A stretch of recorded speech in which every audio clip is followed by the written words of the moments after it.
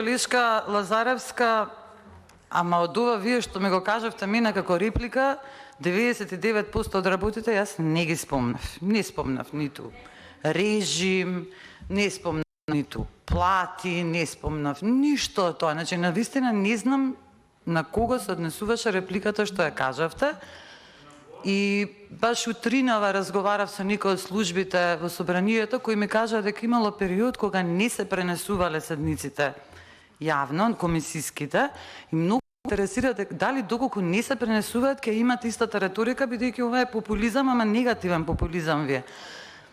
Мислам, извинете сега, да, вие не добро, ќе продолжите понатаму.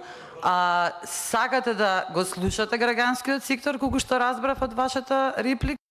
Имате шанси, особено сега при ребалансот, каде што поголемиот дел од амандманите, вклучително и за оние луѓе кои што во моментов се пред собранието, кои што вие не сакавте да излезете да ги поздравите, да ги погледнете во очи. Значи, сите тие работи можевте да ги покажете овде. Пак ќе кажам, можеби доколку нема пренос, ќе биде поинаква дискусијата, нема да биде популистичка. Имаме ние амандмани кои што ќе поддржат приватен сектор, кои поддржуваат индивидуалци, повелете, поддржате ги амандманите.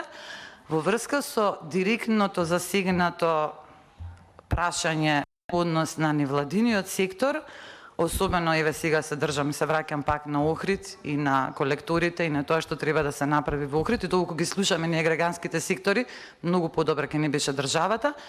Едно прашање имам за вас. Вие сте член на интерпарламентарната екогрупа?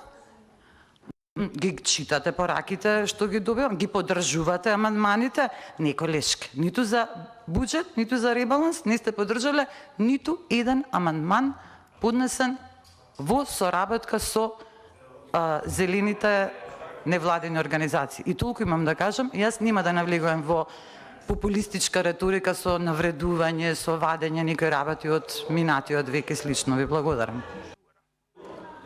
Повторна реплика.